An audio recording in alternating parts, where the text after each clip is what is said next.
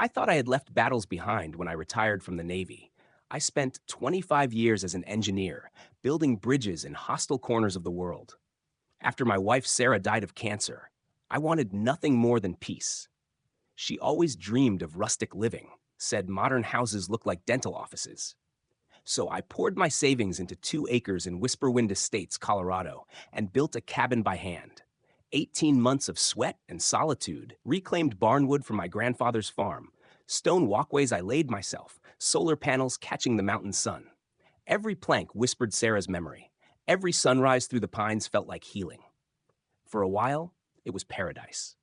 Then came Vivian Blackwood. She arrived behind the wheel of a spotless white Lexus, clipboard in hand, eyes sharp as glass.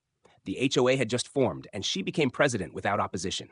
She was 58, a corporate compliance officer turned suburban tyrant.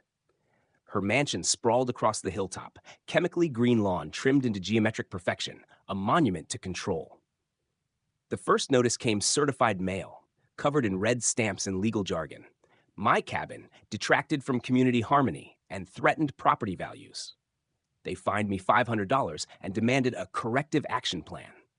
I thought reason would work. I dug up the HOA charter, highlighted the grandfather clause, and politely explained my cabin predated the HOA by 8 months. Silence.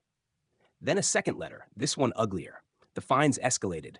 Wildflowers were non-conforming. My shutters were rustic hazards. The walkway was unpermitted hardscaping. It wasn't about rules. It was personal. She sent her nephew next. Brandon arrived in a rusted truck, backwards cap, reeking of energy drinks. He waved around a tape measure like a weapon. After a sloppy inspection, he declared my cabin violated setbacks by 18 inches and slapped me with a $2,000 emergency compliance fee. He even had the audacity to hand me an invoice. That same morning, Rex Cartwright, my 73-year-old neighbor and retired surveyor, knocked on my door with a mug of coffee. He set up real equipment in my yard, lasers humming with precision, and proved Brandon's measurements were complete fiction. My cabin was 4 feet inside the setback, and the walkway had been installed before the HOA even existed. We had proof. And once I started digging into Vivian's past, her empire began to crumble. She'd been thrown out of her last HOA for financial misconduct. She left a trail of harassment across Denver neighborhoods. Now she had her claws in Whisperwind, and I wasn't the only target. Neighbors confessed horror stories in whispers. Fines for tire swings, citations for roses the wrong shade of red, violations for Christmas lights left up an extra day.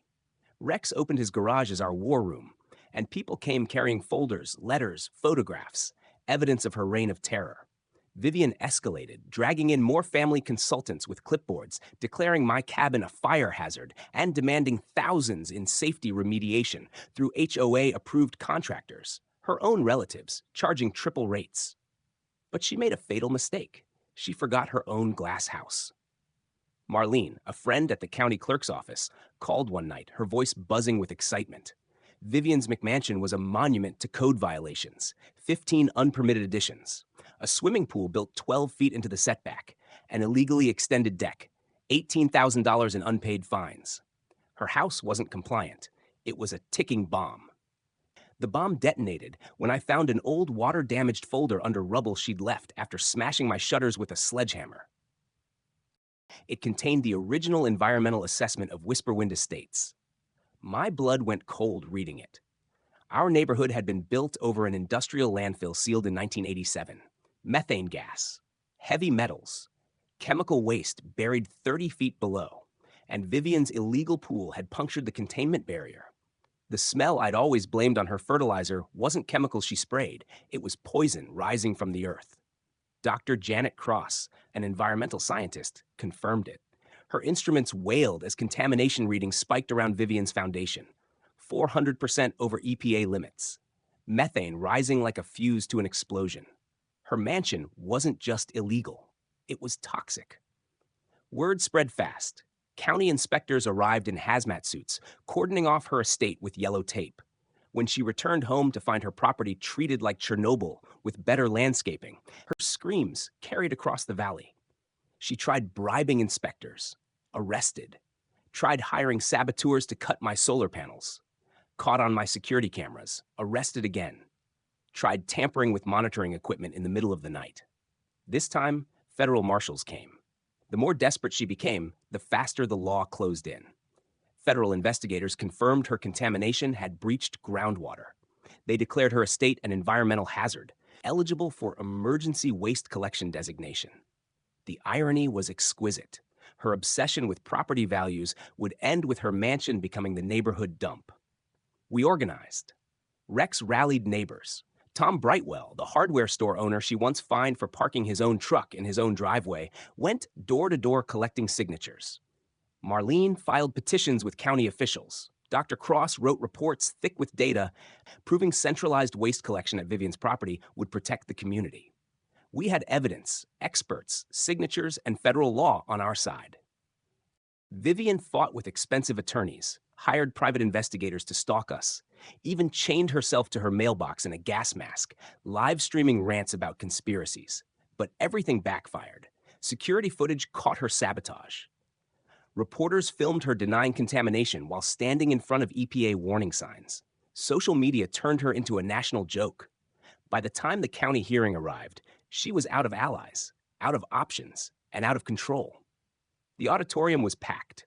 200 people filled the seats, cameras rolling, the air heavy with anticipation. The federal officer read the charges and contamination findings. Dr. Cross presented charts that glowed red with danger. Neighbors testified about headaches, nausea, strange illnesses. Property values were plummeting.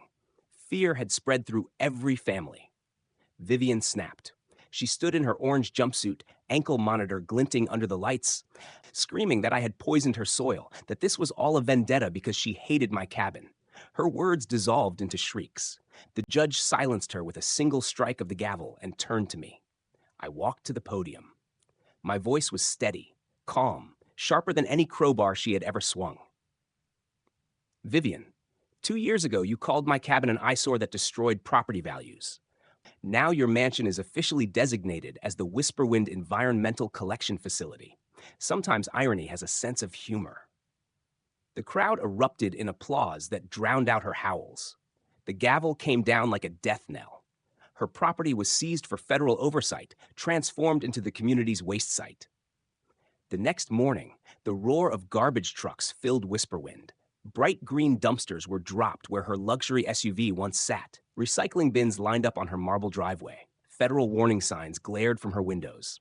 Rex raised a beer from his porch and toasted the site. Sometimes karma comes with hydraulics, he said. The transformation reshaped everything.